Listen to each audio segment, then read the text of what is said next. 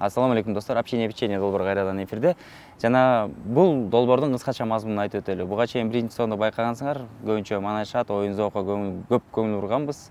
Анча-мынча жерлерде жалжактап да отурчук. Азыр болсо өзүмдүн бир аз болсо дагы эл алдындагы чыгарып аткан нерсеге жоопкерчиликти сезип турганбыз. Себеп дегенде интернетте көп туура эмес нерселер болуп жатат жана аларды кантип жок кылыш керек, кантип элди туура багытка буруш керек деген ой акыркы күндөрү көп басып атат. Эми бунун баары силерге жагалданып сүйлөгөн жер эмес, менин өзүм жеке оюм, өзүмдүн көз карашым ушундай. Жана бүгүнкү эфирге чакырган коногум Азамат Исмаилов. Көпчүлүгүбүз бул байкени тамашадан билебиз, анча-мынча кинолордон, вайндар аркылуу. Жана көпчүлүк адамдын ою кыска болушу мүмкүн. Бул ушундай тамашакөй, жалжакей деп да коюш мүмкүн. Иши кылып, бул адамдын ичинде канчалык терең ойлор жатат, кандай көз карашта экенин 99% адамдар билбесе керек деп ойлойм. Ошол образды бүгүн ачканга бир аз аракет кылам.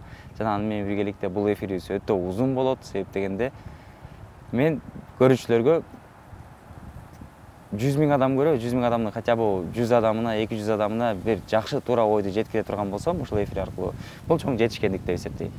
Ошон үчүн убактыңар болсо кенен отургула, бул эфирди аягына чейин көрүңүздөр.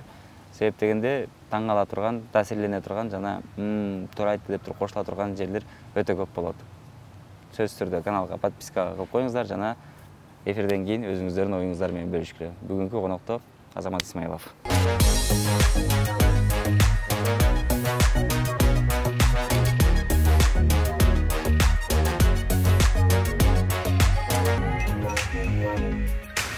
Ассаламу алейкум, кандайсыз? Алейкум ассалам. Жакшы, Кудайга шүкүр. Денсаулыктарыңыз, иштериңиз?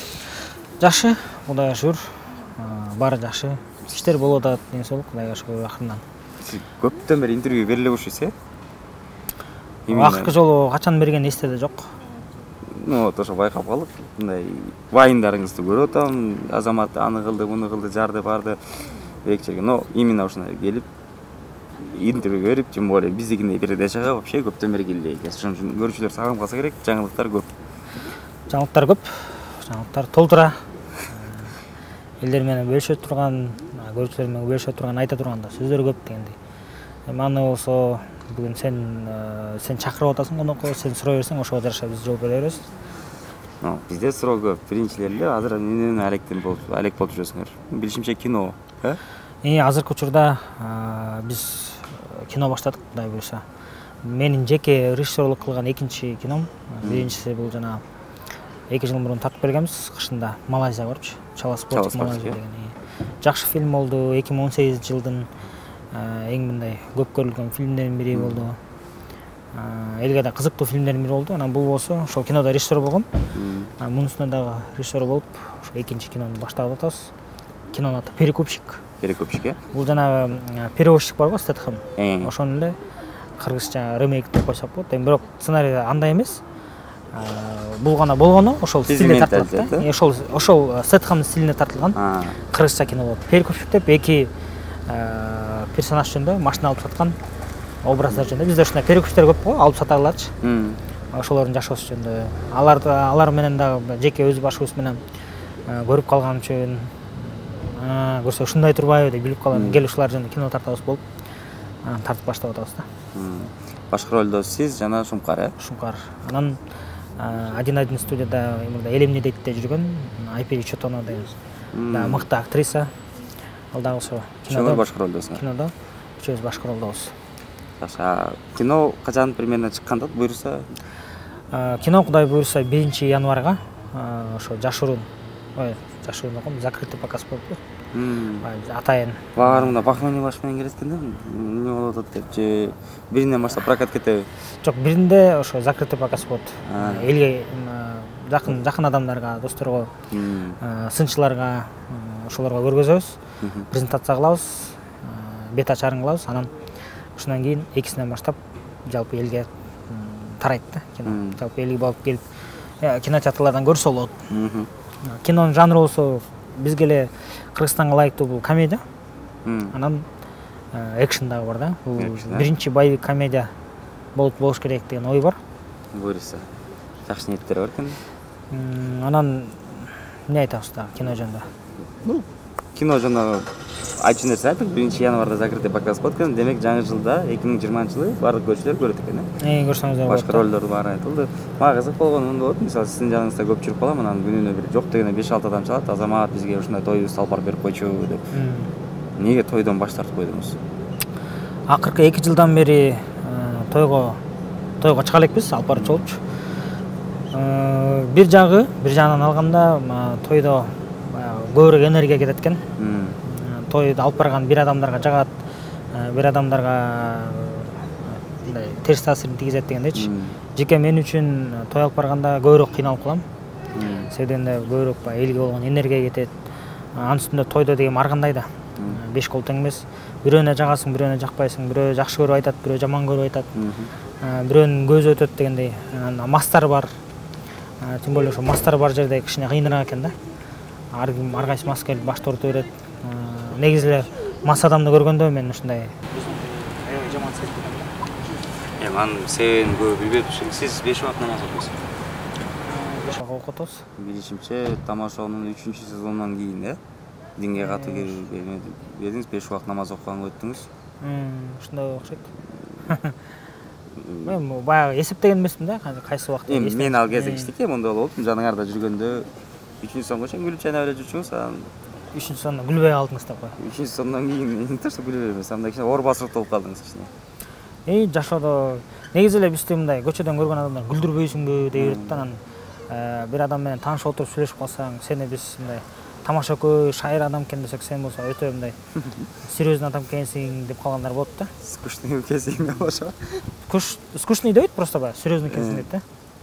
Өзүнчө эле серьезный адам боло берет экенсиң дейт да. Бирок биздики мындай атпайбы, жашоодо өзүңдүн жашооң менен жашайсың, өзүңдүн образың менен. Сахнага чыкканда башка ар кандай образдарда кийишиң керек да, аткарышың керек. Анан биз сахнада күлүп жайнап жүрсөк эле, бул адамдар ойлойт да, бул адамдардын күлгөн жыргагандан башка жашоосунда проблемасы жок дегендейчи. Биз эле кадимгидей элебиз. Жакшы бир сөз бар экен, артисттин бир көргөнүн ит көрбөйт, бир көргөнүн хан көрбөйт дейт да. Кээде жашоодо ушундай бир сонун нерселер болуп калат. Чыгармачылыкка байланыштуучу. Кээде ушундай оор нерселер болуп калат. Ошондуктан кызык да, бул жашоо кызык, бирок аны менен биргеликте жаман жагы да болуп атпайбы. Мисалы, эл көргүсү келген нерсени көрөт да. Мисалы, мен көбүнөн угам, мисалы, сиз жөнүндө сурап калса, Азамат байке кандай, ал мен жакшы көргөн байкем, жакын мамиледебиз, ушундай жүргөн, ушундай көз караштагы адам десе, көп ишенбейт да. Себеби жана өзүңүз айткандай сахнадагы эле образ. Мисалы, 5 убакыт намаз окутса, койчу-ей деп. Андай эле көрүнбөйт го дегенчи. Менде мындай болот, кээде ошо тойлорго баргандачы кыйнай берет да. Ичпейсиң, биз менен отуруп ичпейсиң дейт. Мен айтам, ичпейм. Ичип да көргөн эмесмин даже. Керек болсо даамдатып да көргөн эмесмин дедим да. Десем ишенбейт. Мына мен арак, пиво, ушул спиртнойдун кайсы түрү болбосун вообще ичип көргөн эмесмин. Анан тамеки да такыр чегип көргөн эмесмин өмүрүмдө. Кудайга шүгүр, ошо байкап да көргөн эмесмин. Байкап анан арада көргүм да келбейт да. Эч мындай пайдасы жок. Мен кээде ушу ичкен адамдарды, чечеккен адамдарды көрүп мындай таң калам да, эмнеге депчи. Же эмнеге бир ушундан бир пайда алса депчи. Сурайсың да ичкен адамдан, же эмнеге ичесиң ушундай. Сок ичкенде го, соктун даамын татып мындай рахаттанып ичесиң. Чаңкоңду зергитесиң. Арак ичкендерди, спиртной ичкендерди карасаң, мындай кыйналып ичет да. Деп болчу. Анан кыйналып атат, ичип атат, же пайда тийбейт, анан зыяны көп да. Ден соолугун өлтүрөт. Башкалардын ээсин жейт. Бизде ушундай да, баягы ичкенде эле баягы мейин жемелер башталат да. Кыргызстандачы. Биздин менталитет боюнча. Негизи эле бүт дүйнө жүзүндө ушундай болсо керек. Достор, жалпыңыздарга сүйүнүчтүү кабар. Бүгүндөн баштап Фрунзе ТВ каналы Маматов мебель компаниясы менен биргеликте иш жүргүзөт жана жалпыңыздарга эң жогорку сапаттагы эмеректерди эң төмөн баада сунуштайбыз. Эмнеси менен айырмаланат жана кандай артыкчылыктары бар, аны азыр көрсөтмөкчүбүз. Эң башкысы, ар бир эмеректер Россия, Турция жана Кореядан келген сапаттуу материалдардан жасалат жана албетте өзүңүзгө жаккан түстү тандап да алсаңыз болот.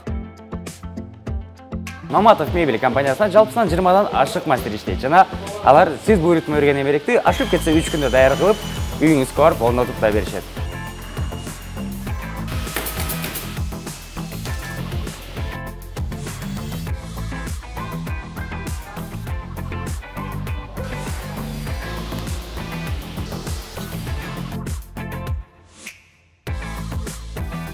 Эмеректер кандай жазылат экенин көрдүңүздөр, эми даяр кезин көрсөтөбүз. Жүрүңүздөр. Маматов мебель компаниясынын жалпысынан 2 дүкөнү бар. 5 Сары соода борборунда жана Берекет Гранд соода борборунда. Азыр өзүңүздөр көргөн өтө чоң аймакта жайгашкан бул дүкөндө сиздердин көңүлүңүзгө жаккан ассортименттин баары бар. Андыктан тааныштырабыз.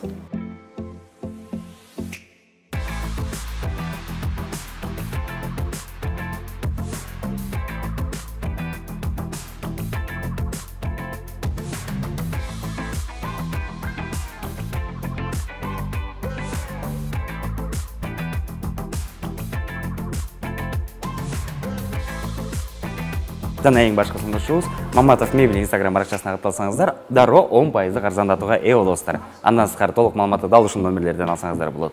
Демек, Фрунзе ТВ сапатты тандайт. КВН, бул тамашоо деген кыргызча эле КВН да. Ошо КВНдин мектеби аябай базасы күчтүү экен. Ал жакта деген сахнада кантип жүрүш керек, кантип сүйлөш керек, тамашаны кантип ойлоп табыш керек, сценарий кантип жазыш керек, кантип аткарыш керек, кантип ырдаш керек, кантип бийлеш керек, бүт көргөзөт да. Тамашоо сахнага чыкканда тамашоочу адам, негизи эле КВНчи адам, бул ырдаш керек, бийлеш керек, спортту да жакшы билиш керек, ойлонгонду дагы билиш керек, сүйлөгөндү да билиш керек, кыскасы. Бирдекени ойлоп тапканга да реакциясы күчтүү болуш керек да, бат табыш керек шамдагачы. Ошондуктан бул мектеп база жакшы болгондуктан биз тамашоонун балдары көп ырдай алабыз, бийлей алабыз, аткара алабыз дегендейчи. Бирок албетте ар бир мисалы үчүн актерлук чеберчиликте окугандарчы, мисалы үчүн алар тереңирээк окушат, көбүрөөк техника билишет. Эми аларга сөз жок. Биздики стиль башка, тилердики стиль башка. Бирок ачыгын айтканда эми баягы тамашоо биз убактагы муунда көбүрөөк көңүл бурулчу да негизи элечи. Эрмек байке, Арслан байкелер көбүрөөк көңүл бурулчу. Көп эле келип карачы, өзүлөрү редактор кылчу, өзүлөрү текшеришчи, өзүлөрү сабак берчи, ошон үчүн сапаты жакшы болчу. Анан азыр болсо билбейм, негедир көрсө бир аз сапаты жоктой да. Муун өскөн жокко дейм да. Себеп дегенде силер келдиңер, силерди көрүп артыңардан биз келдик, бизди өстүргөнгө бир эмес 5-6 команда бириктип ийишиңер. Силер келип үйрөтөсүңөр, ага өргө сити келип үйрөтөт, анан жактан достук анан ар кимдин колунан басым бөлүк ар кайсы жерден алып аттык. Биз ой жүгүртүбүз башка болду. Эми андан кийин силерден кийин, по-моему, 4-5 команда чыкты окшойт да. Негизи эле тиги оюнчулардын делечи талабы башка болуп калды окшойт деп ойлойм да. Мисалы үчүн биздин убакта деген биз үйрөнөлү деп чыкчыкпыз сахнагачы, үйрөнөлү, кызык болуп. Мисалы үчүн мен ошо кичинекей кезимде сахнада артисттер көрүп, ушундай аткарсам, ушундай тартылсам, сахнада ушинтип сүйлөсөм деп кыялданчумун да. Ошол нерсени үйрөнгөнгө кызык бар болчу биздечи. Азыркыларда көбүнчө үйрөнүү эмес, хайп деп жана элге белгилүү болуш керек деген эле максат болгон үчүн ойдо келди нерсенин баарын кыла берет да. Үйрөнүүгө аракет кылбайт анан. Атын чыкпаса жебиртөө дегендей, болбогон нерсени эле кылып атышып. Ал тема боюнча да азыр айтып атышам, бирок сиз өзүңүз ошол боюнча кандай, мисалы, биринчи сон элге көп жайылган жок. Ачык эле сөз, тамашонуку көрүп атышты, көрөрмандын чектелип болуп атты да. Анан экинчи сезондо прям дүң эле кетти окшойт да. Бүт бурчтан дисктер сатылып атат, эфирлер болуп атат, кайталап көрөт. Ошол кезде, по-моему, сиздики, по-моему, легендарный болуп кеткен, жана бир 5-6 тамашаңыз бар, анын ичинде еще Омусмен да жеткенчи. Бир жылдын ичинде эле полный бурчтан азамат болуп калганда мындай болуп кетпейби? Баш айланып. Негизи тамашоо дегенде биринчи очередь Азамат Исмаилов, Азамат. Көп ачты, көп эле калыстар тобу деле, Эрмек байкелер өзүлөрү деле тамашоо дегенде эле Азамат сени элестейбиз, анан элестетебиз. Сен тамашоонун логотиби сыяктуусуң, сен кебетиң тамашоонун логотиби деген сыяктуучу. Бир убакта болгон, ошондой элдин баары көчөдөн дагы таанышып, көбүрөөк көңүл бурулуп дегенчи. Бир жагынан жакшы, бир жагынан айткандай эле. Көп адамдын назары өтүп кетсе да жаман экен. Бирок Кудай сактасын, биз мындай жандай жылдыз оорусу менен ооруган жокпуз. Кээ бир учурда мындай болуп калат да, жылдыз оору менен ооруду деген ар кандай түшүнүк бар да. Мисалы үчүн көчөдө ар кандай жагдайлар болот. Мисалы үчүн бир жака шашып баратсаң, бирөө келет сүрөткө чыгып алчы депчи. Аны менен чөбөсүң, анан артынан дагы бирөө келет чыгып аласың, анан сен бир жака жолугушууга кечип атасың, мисалы саат 5ке барыш керек болчу. Тилер менен эл менен жарым саат сүрөткө чыгып тура албайсың. Анан кечиресиз байке, шашып атам, кете берейинчи десең, анан көзүң май басып кетиптир, анан биз менен сүрөткө чыгып койбойсуң. Ага чейин 30 киши менен сүрөткө чыккан иши жок да. Анан эми ар кандай случайлар, бир жолу мынтип калды бир байкечи. Бир байке эме болуп калды. көчөдөн учурашып калдым мен. Ассалаумалейкум байке, учурашып калган. Таанып атасың деди да. Анан ичимен тааныган жокмун да, анан тааныган жокмун да, айтайын десең дагы тааныш бирөө болуп калып, көңүл ооруп калбасын дедим да. Анан мен ойлонуп турат, мен атам менен тең экен да, анан атамдын достору, же эски классташтары, же эмне болуп кетти анан. Кечиресиз байке, тааныгандай болот атам, бирок эстей албай атам десем. Атаң сурайын. Ушинтип эле кичине элге чыгып калсаң, көзүңдүн мая басып кетет экен да. Эмне, унутпайдыңбы дедим. Дагы ойлонуп калдым, эмне болуп кетти. Той атаң өлгөн турбайбы да, үйдөгүлөргө айтып барат турбайбы. Эмне дейм, анан ойлонуп атам. Кечиресиз байке, сиз менен кандай тааныша элек, каяктан көрүштүк эле десем. Ой, Азамат, өткөндө экөөбүз тойдон сүрөткө түшпөдүк беле деп. Анан сүрөткө түшкөн, ар бир тойдо же көчөдөн сүрөткө түшкөн адам баарын таанып кала бербейсиң да. Ушундайлар болот кээдечи. Тамаша курама командасында жүргөндөчү биргеликте бир аз общий байкелерибиздин сенин поколениеңердин баш бир аз айланып кетип, өтө катуу уверенность кирип кеткен эмеспи деген ой калтырат да. Себеп дегенде башталды дегенде канча жыл болду? Общий 4 жыл курама команда түнү жүрдү. Только так эле биринчи орундар. Казакстанга барып. Казакстандан биринчи орунду алып келе берип, уже кадыресе уже спорт ордосуна кирген адамдар эле таң калбай калды го. Башында жакшы гол чыгып берсе кийин, тамаша бирди алып турса. Биз Алматыдан 6 кубок алып келдик. Казакстандан жалпы эле Алматы, Астана, Барабойдончу 6 кубок 5 жолу, 4 жолу, 4 же 5 жолу, эстен чыгып кетти, 4 же 5 жолу чемпион болдук Казакстанда. 6 кубогубуз бар.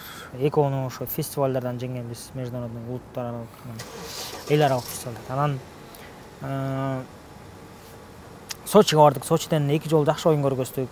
Премьер лигага чыктык. Аяктан жакшы оюн көргөздүк. Ошентип келатып Премьер лиганын бир ортосунда жакындап калганда да. Бир оюнда неме болуп калдык. Ошо эстен чыгып калды. Бир оюндан өтпөй калдык да. Слабыраак болуп калдык. Анан бул жакка немеге да байланыштуу. Каржы жоктугуна байланыштуу. Себеп дегенде жанагынча баланы 20 бала, 26 бала бар болчу курамалдадачы. Казакстанга жакын барып келебиз машина менен. Россияга барып келиш кыйыныраак да. Ошол жактан бир каржылайт, 2 жыл каржылайт. Анан ошо менен каржы да жок болуп калды окшойт. Ал жагын биз билбейбиз, анткени Эрмек байке, Арслан байкелер ошол жагын карачы да. Анан финансирование жок болуп калып эле ошо менен барбай калдык. Андан сырткары дагы Россиянын талабы совсем башка экен, Премьер лиганын. Албетте башка. Ал жакта дегенде бүткүл СНГ көрөт. Анан талап да башка. Ал жакта жок дегенде мындай элементарно кебетең дагы башкача болуш керек да. Анткени биринчи улут каналдын, биринчи каналдын, то есть ОРТнчи талабы ушундай да. Келбетиң жакшы болуш керек. Тиштериң жок болсо, тиштериңди жасатышың керек, мисалы үчүн. Алтын тишиң болсо, аны сурутуп керамика кийишиң керек. Ушундай талаптар бар. Контракт кол коюп атканда ошонун баары бар болчу. Башка каналдарга чыкпайсыңар. Биз менен иштешесиңер депчи. Анан талабы күчтүү болчу. Анан тамашаларды ал жакта редактор бар болчу. Ошол баардыгын редактор болуп текшерет. Мисалы үчүн могу тамаша өтөт, могу тамаша өтпөйт деген сыяктуу. Анан кээ бир учурда могу тамашанын баары жарабайт. Эртең бирсүн оюн деген кезде кайра жаңы тамаша жасаш керек. Отуруп алып күнүгө тамаша жасмай. Жакшы болчу. Курама команда менен өткөн күндөр мен үчүн жашоодогу эң бир кызыктуу, күчтүү, сонун күндөрдүн бири. Мен тамаша курама командасы менен үй бүлөм эле болуп калды. Кадимкидей эстеп, кээде сагынып, кээде ошо чогулуп барып чыгып келгим келет. Эл көрүп, жер көрүп, башка жакта жүргөн, эл көрүп, жер көрүп жүргөн чын аябай сонун да. Мамлекеттин атын чыгып жүрөсүң, Кыргызстандын атын чыгарасың. Негизи эле мына Азия Микстин балдары молодцы. Азия Миксчи чемпион болушту. Ошол эле Масляковдун командасында канча жылдан, 15-16 жылдан бери ойноп жүрүп, андан көп жылдан бери ойноп жүрүп, чемпион боло албай жүргөн командалар бар болчу. Азия Микс бул 2 жылбы, 3 жыл ойноп туруп эле чемпион болмакчы да.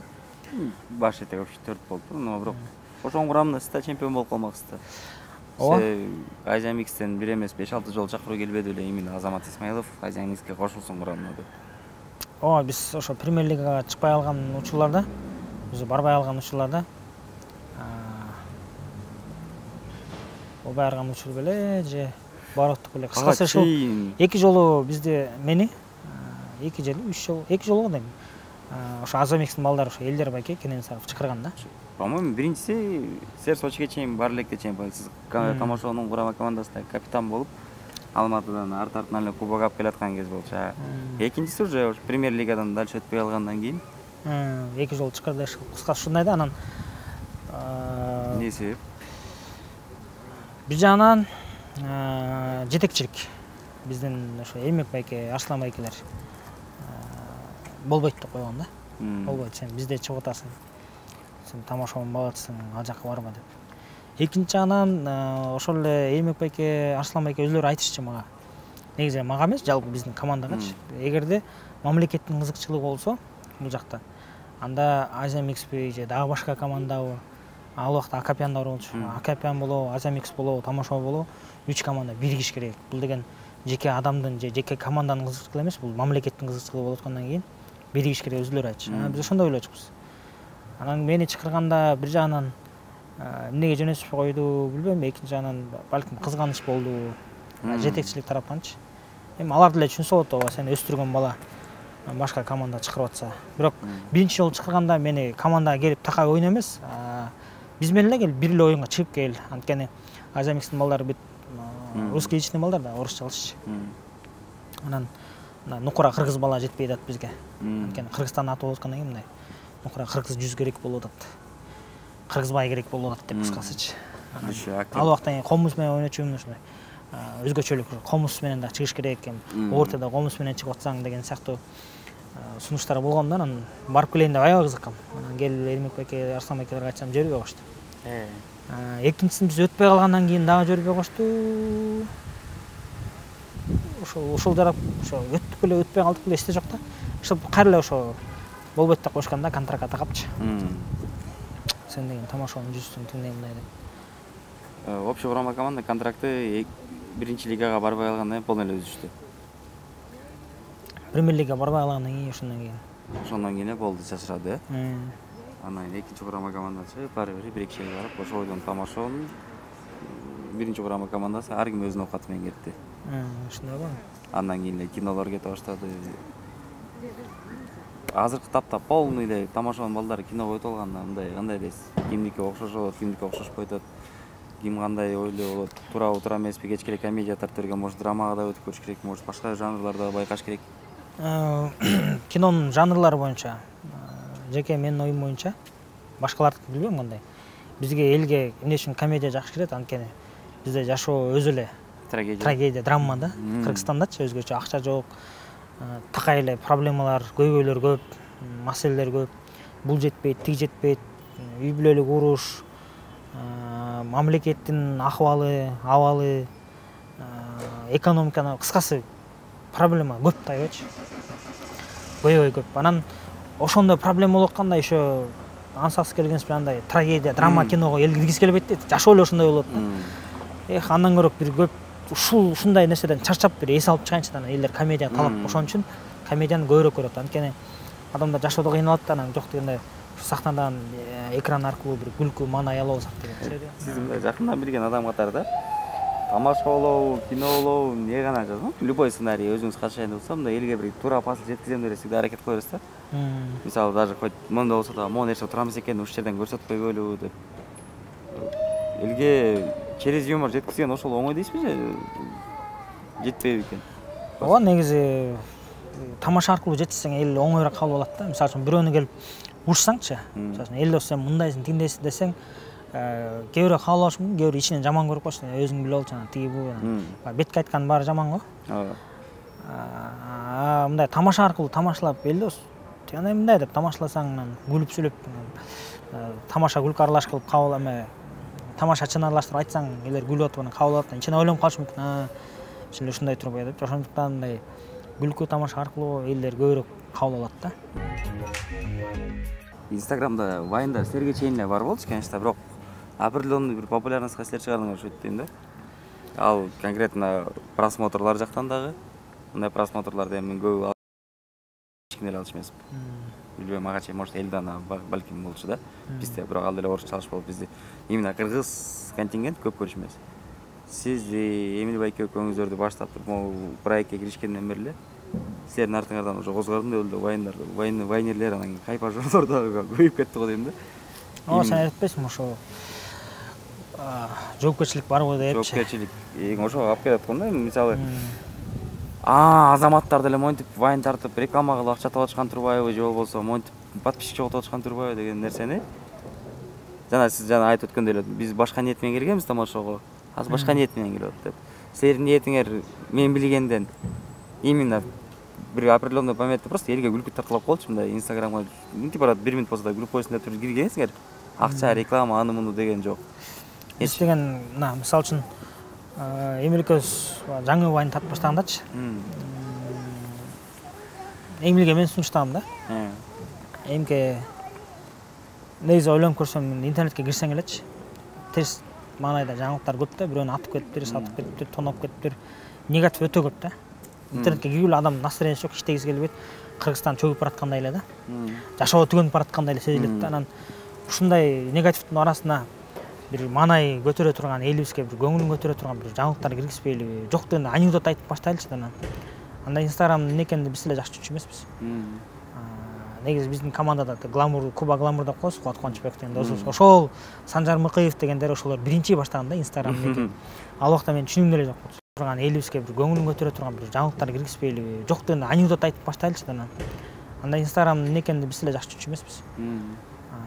Негизи биздин командада Гламур, Куба Гламур деп коебуз, Кубат Кубанычбек деген досубуз. Ошол Санжар Мыкыев дегендер ошолор биринчи баштаган да Инстаграмды. Ал убакта мен түшүнүм деле жок болчу. Биринчи жолу анекдоттардан баштап. Анекдот айтып баштады. Анан кел эмке тиги тамашада ойногон анча-мынча номерлерди ушул жака аткарып коебуз. Тиги сахна башка, бул скетч башка депчи. Ал жактан аткарып кой деп. Ошондо түшүндүрүп анан өрчө отуруп анан жана Чала спорт деген образ чыгып калды. Чала спорт деген образ бул жана жашоодогу эле кандайкыдай чала спорттук адамдар бар го. Өзү спортсмен, спортко такыр тийишеси жок.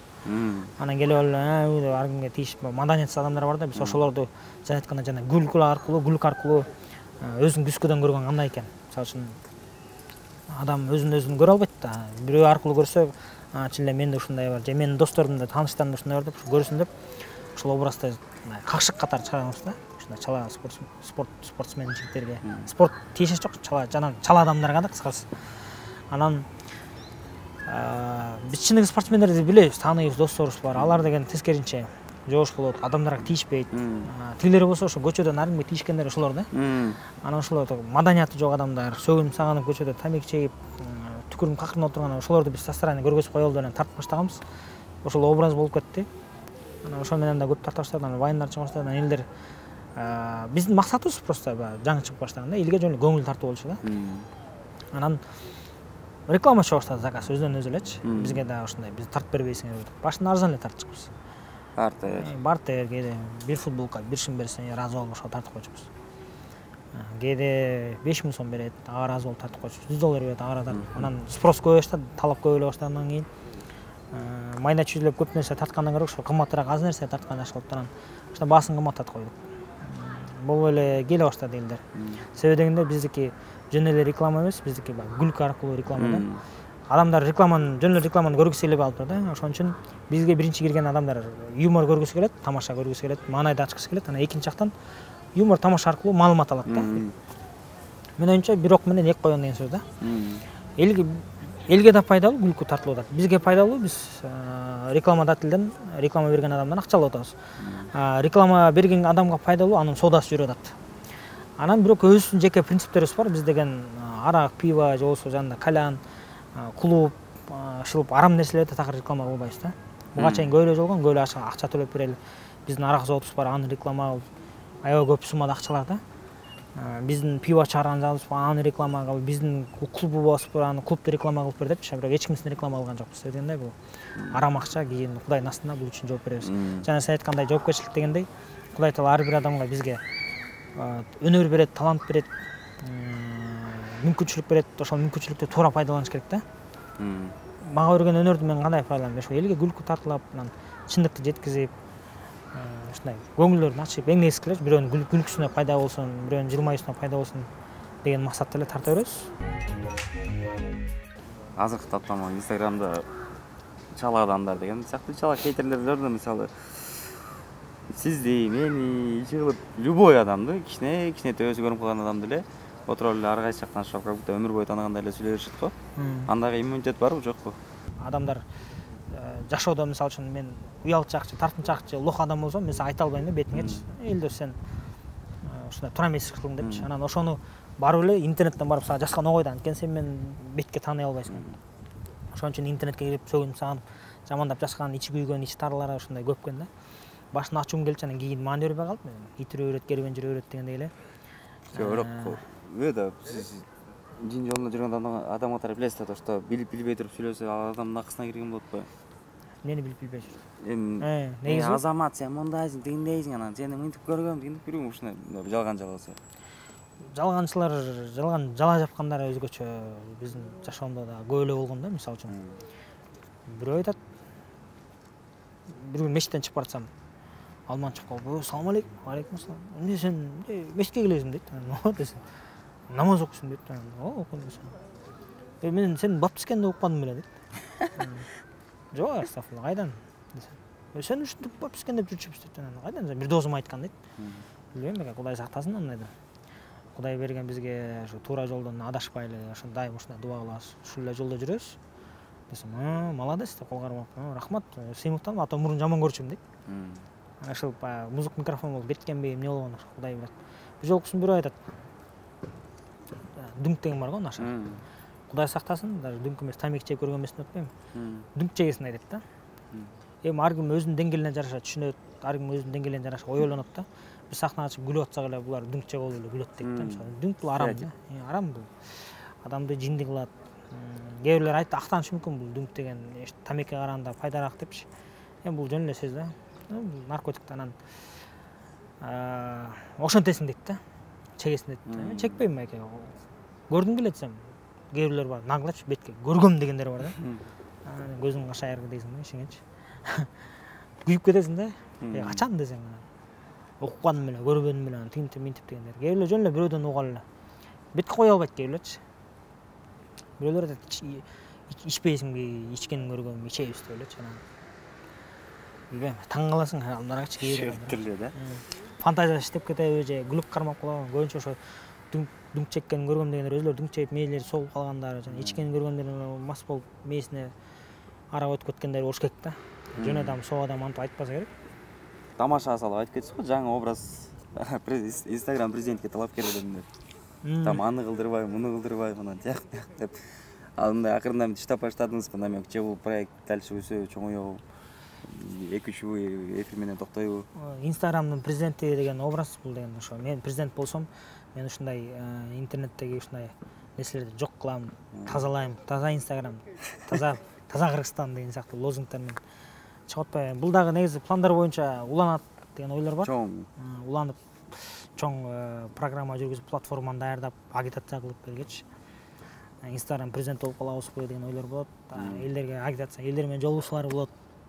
Өзүнүн партиясы болот дегендей. Мен акыркы жолу көргөндө, по-моему, Дубайга барып келгенде жеңемден бир видео бар экен. То реклама, а так сүрөт киргизбейсиз вообще. Келинчегимди? Ооба. Себеп? Негизи эле ушу бул бизде кыргыздарда негизи бизде динде бар да, ошол адамдын назары өтөт, көз тиет. Бирөөлөр жакшы көрөт, бирөөлөр жаман көрөт дегендечи. Бул сыйкыр деле бар, мисалы үчүн. Тез жана чорная магия деп коет го. Адамдар бирөөнү сыйкырлап коет, бирөөнү окутпот деп. Мен бар го бизде кыргызда. Ошолор бар да, анткени ошолор биздин жашоодо көп эле болуп жүрөт да. Анан бул сенин үй бүлөң, бул сенин чебиң да. Сенин жеке жашооңду, аялыңды, балаңды көп билбеш керек. Колдон келишинче жашырганга аракет кылам, ошон үчүн аялымды, баламды Инстаграмга чыгара бербейм да. Көз тийбесин, сөз тийбесин, жаман көздөн жаман сөздөн сактасын деп. Анан бирөөгө аялды деген бирөөгө көргөз үчүн албайсың да, өзүң үчүн аласың. Ал сенин үйүңдөгү өзүңдүн мындай байлыгың да. Аялың балаң чыкканча ошентип элге көргөзбөй койгон жакшы. Колдон келиши өзүңдү деле көргөзбөй койгон жакшы, бирок биздин ишке, жумушка түзөмсүз тийиши зор болот. Эркектерге ушундай да, баягы элге кызмат кылыш керек. Менин кызматым ошо элге көңүл тартуулаш керек, анан туура багыт бериш керек. Баягы кээ бир нерселерди айтып, кээ бирлер айтат мисалы үчүн, сени эл тааныйт, сенин подписчиктерің көп, могу сөздү айтып койчу деп элдер суранат да, ошолорду айтып койсуң. Даават катары. Мындай Элге чындыкты айтуу катары да, чындык жеткизип коюш керек. Көбү менен сурат, Азамат байке, мону айтып койбойсузбу, могу тема көйгөйлүү болот, ушуну айтып койбойсуз деп сурангандар, жазгандар да болот. Ошолорду айтып койсуң, элдин сөзүн элечи. Элдин сөзүн элге айтып койсуң, коомчулукка жеткизиш үчүн эле да. Ошон үчүн бул жактан баягы биздин өнөрүбүз ошо эл менен чогуу иштеп. Негизи сахна адамы деген элди өзүнө тартыш керек да. Ар кандай коомдор болот, ар кандай жамааттар болот. Ошо жамаатка кирип, мисалы үчүн тентектердин жамаатына кирип, жигиттер тентек болбогула, жүрүгүлө, китеп окугула, жүрүгүлө, маданияттуу бололу, жүрүгүлө, спорт менен машыгалы, ичпейли, чекпейли деп, ошол адамды сен ошол адамдардын жамаатка кирип, ошолордун сен ошол мындай аңдан алып чыгышың керек да. Артисттин максаты ошол да. Элди ошо маданияттын жакырчылыгынан, ушундай бир кыйын көйгөйлөрдөн алып чыгыш керек да элдичи. Жакшы жака. Күзгү болуп бериш керек элге. Сахна деген секи деген бийик деген сөздү билдирет да, ошо элди ээрчиш керек да, өзүңүн артыңан лидер болуш керек. Азыркы учурда кээ бирлер болсо ошол жана ичкен, чеккен, маңкурт, сөгүнгөн, сагынган жамаатына түшүп алат да, анан ошолор менен аралашып жүрүп алат да. Гейлердин арасына түшүп алып, гейлер менен аралашып ошолорду реклама кылып, ушундай жүрүп алгандар бар. Сөгүнгөн, сагынгандардын арасына түшүп алып, сөгүнгөн, сагынганда пропаганда кылып жүрүп алгандар бар. Бандиттердин арасына түшүп, бандиттерди пропаганда кылып жүрүп алгандар бар да. Андай болбош керек, артист деген, эл адамы деген тескеринче ошолорду жүргүлө деп эшиткен адам болуш керек да. Биздин жашоо, артист деген эмне ошо жашоодо эле болгон нерселерди алабыз да. Сценарий жазганда эле жашоодо болгон эле проблема, жашоодо болгон эле адамдардын образы, ошону алып туруп эле чагылдырабыз. Элде көрөт, чын эле ушундай, чын эле ушундайбыз. Монтип даң болуп деген жат көрүнүшкен, мага деле жакпай атат. Ушундай чала спорттор көбөйдү деп элер оңолго түшүнгөндөр бар. Кээ бирлер бар, ушундай болуш керек турбайбы, деп болот мындай. Кээ бир адамдарга ачык айтсаң да болот, кээ бир адамдарга жашырып айтсаң, кээ бир адамдарга ачык, мына мондай болбойт десеңдер түшүнбөгөндөр бар да, кыскасы. Анан баягы сууну сиңген жерге түк деп коет. Кээ бир адам бир эле айтсаң же намек ыргытсаң эле түшүнгөн адамдар бар да. Кээ бир адамдар башка чапсаң эле түшүнбөйт. Ошон үчүн элге бир тамаша көргөзөбүз, анан эл өзү тандайт, эл өзү баа берет дегендей да. Кыскасы, азыркы биздин маданий абал, интернетте болуп жаткан көрүнүштөрдүн баары сизге ачан жакпайт. Клип менен эле адамдарды элдер тарап, мисалы үчүн азыркы ырчыларга бир ачуум келген жери бар да, айтып коеюн да, могу ырчыларгачы, көрүп атсаңарчы. Биздин ырчылардын клиптерин бир 80% же 90% деп коеюнчу, жалаң эле ойношуп жүргөндө да. Клипти көрүп атсаң эле бир аял менен күйөөсү келатса, башка аял менен көрүп калды, күйөөсү башка аял менен көрүп калды, аял башка күйөө менен көрүп калды. Ушундай да, клиптин баары элечи. Ошондо туруп эле мындай ойноштук деле үй бүлөдө жөнөкөй нерсеге айланып бараткан сыяктуу сезилет да. Мындай мисалы үчүн жанагы Турдаков Ниязалиев байкебиздин Жубайыма деген ири сонун да. Клипи да сонун, ыры да сонун. Ошондой ырлар болсо, ошондой клиптер болсо жакшы да. Мисалы үчүн Голливудта элде ошон голливудский фильмдер байкасаң, врачтар жөнүндө, студенттер жөнүндө, колледжде окуган окуучулар жөнүндө, мугалимдер жөнүндө, спортсмендер жөнүндө, анан полицейскийлер жөнүндө кинолор, пожарниктер жөнүндө кинолор аябай көп да. Анткени элде ошону тарбиялайт. Американский, мисалы үчүн Голливудта ушундай бир Американын бир штатына ушундай окуя болгон экен.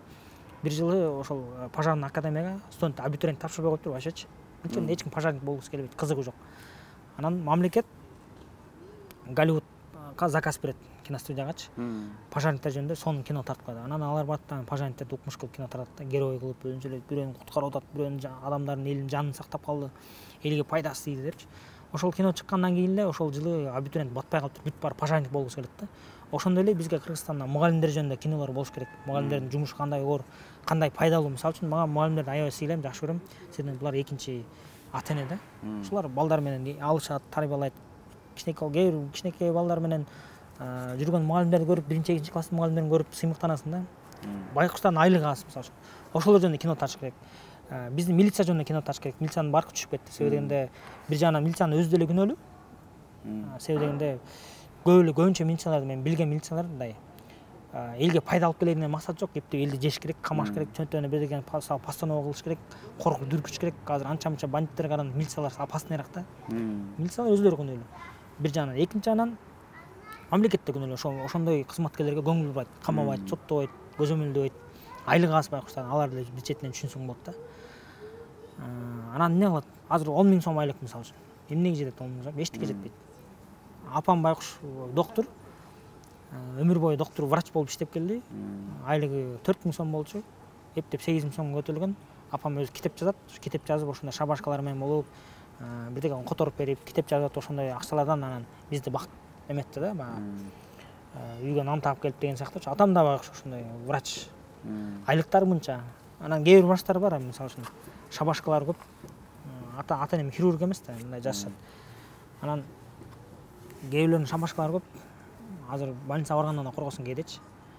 Алардын айлыгы аса анткени левый движение кылган болуш керек. Милициялар ошондой, мугалимдер ошондой, айлыгы айла жок менен да. Айлык жетпейт. Кээ бир депутаттардын айлык канча экенин билбеген депутаттар экен. Бизде 10.000 сом айлык бар десе, койчу андай жок деп бир депутат аял уят болбоду эле. Маршрутканын баасы канча, нандын баасы канча экенин билбеген депутаттар бар да. Ошолорду көрүп жаман. Анан эмне үчүн ошо маданият деген ушуларга көңүл буруш керек. Ошолор жана кино, роликтер, рекламалар, мугалимдер жөнүндө, милициялар жөнүндө жакшы элдин духун көтөрө турган нерселер көп тартылса, ошондо анан маданият өсмөк да. Эми кино, Голливуд, пожарный деп каласыз, ошо бизде да ошондой окуя болуп кетти окшойт жакында эле. Бир аз кырсыктап калсыңар. Жакында эле ошо үйдөн өрт чыкты. Биздин жашап аткан үйүбүз 9 кабатта жашачыбыз. Үй толугу менен өрттөнүп кетти да. Үйдүн ичинде мен, аялым, балам үчөөбүз уктап аткан болчубуз. Анан мына колдор ошондон күйдү да. Булардын баары колдор кичине буттары бир аз күйдү. Кудай сактады аман-эсен чыкканыбызга.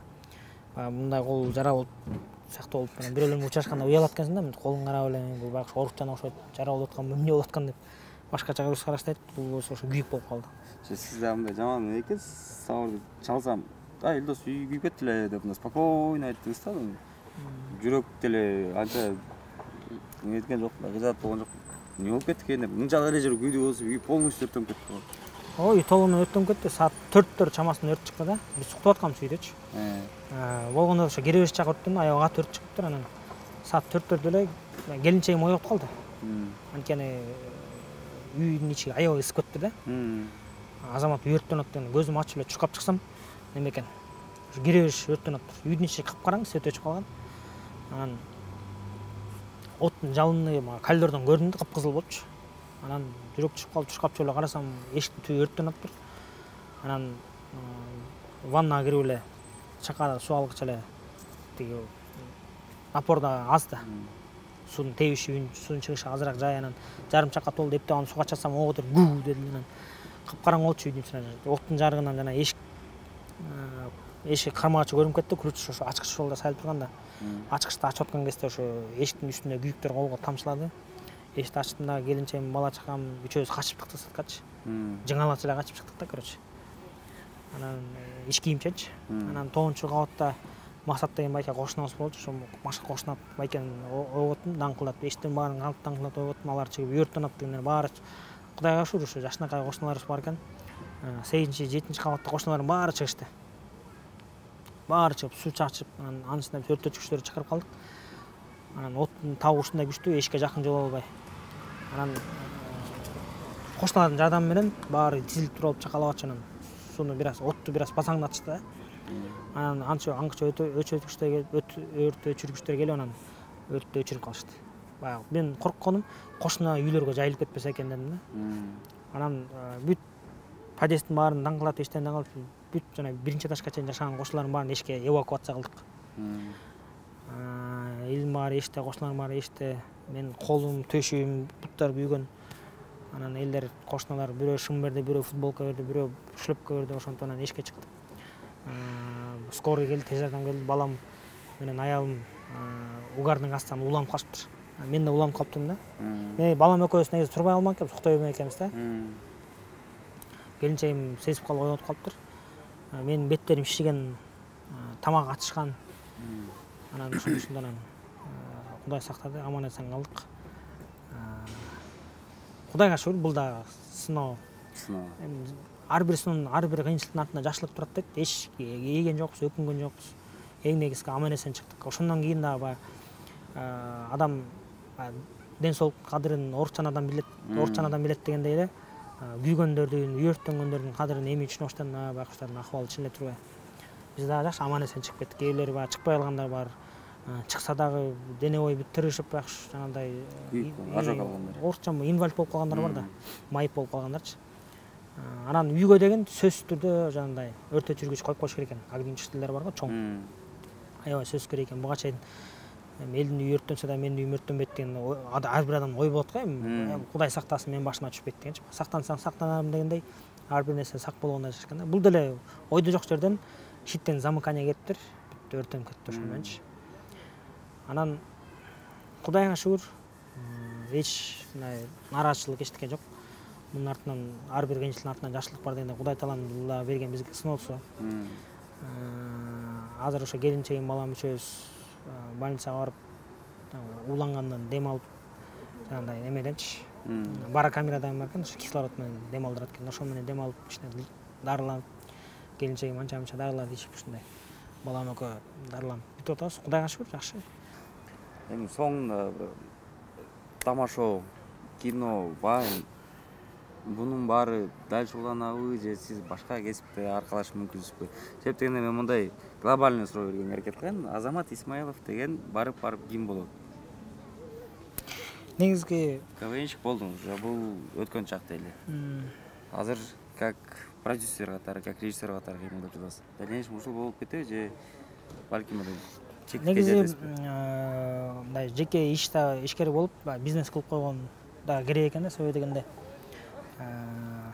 бизде мисалы үчүн бир жактан айлык албайбыз. Стабилдүү айлыгыбыз жок. Анан жанагындай эле артисттин бир көргөнүн ит көрбөйт, бир көргөнүн хан көрбөйт деп бирде акча болуп калат, бирде акча эчтеке такыр жок. Чыгармачылыкта бул финансовый дагы финансылык нерсе дагы өтө чоң роль ойнойт да. Себеби дегенде үйдө балаң ачка, аялың ачка, анан өзүң кийген турган башка немең жок болсо, анан чыгармачылыкта ойго эчтеке келбей калат экен да. Бойдоктук кесилсе эмне, курсагың тойсо болду, жүрө бересиң. Тамаша ойноп жүргөнсө бойдок болчукпуз. Жүрө берчүмүн да, эчтеке иши жок. Курсаң ток болсо эле тигин тартып коюп, мин тартып коюп, сахнага чыгып коюп, жыргап күлүп жүрө бересиң. Аял алып, бала чакалуу болуп, үй жайлуу болгондон кийин аялыңды багыш керек, балаңды багыш керек, аларды окутуш керек, тинч керек. Кыскасы көйгөйлөр көп. Ошон үчүн көбүрөөк ошол жакта оюң болуп калат экен да, анан чыгармачылыкка кээде ой жетпей калат да.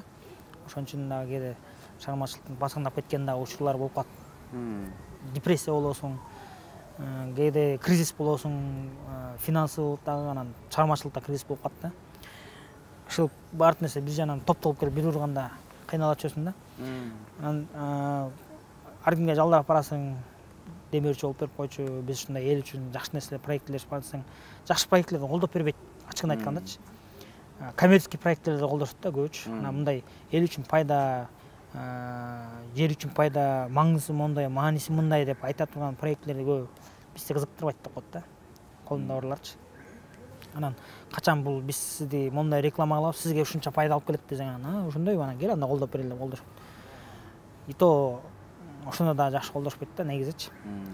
Эми бул албетте алар бизди колдош милдеттүү эмес да, бирок негизи баягы мүмкүнчүлүгү бар адамдар ушундай жакшы нерселерди, жакшы идеяларды колдоп койсо жакшы болмок да. Анан албетте ар ким өзүнүн иши 99 эшиктен жооп болбосо да 100-чы эшиктен жооп болот деген үмүттөбүз. Ошондуктан ушундай ар кимге жалдарап кайрылбай өзүбүз жеке иш кылып койсок, бизнес кылып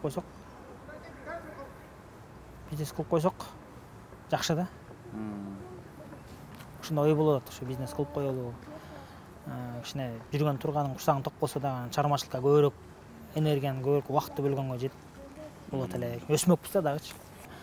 Негизи эми айта берчи сөз көп да. Эл менен бөлүшкүм келет, айтышкым келет, ачылгым келет. Көп нерсе айткым келет. Бирок убакыт жетишип кеткен, ошондуктан ар бир нерсенин кыска болгондо. Бүгүнкү эфирибиз бизде рекорд болуп болуш керек, себеп дегенде биз жарым сааттан эле чыгарчык. Мунусу узунараак болот бир топ эле.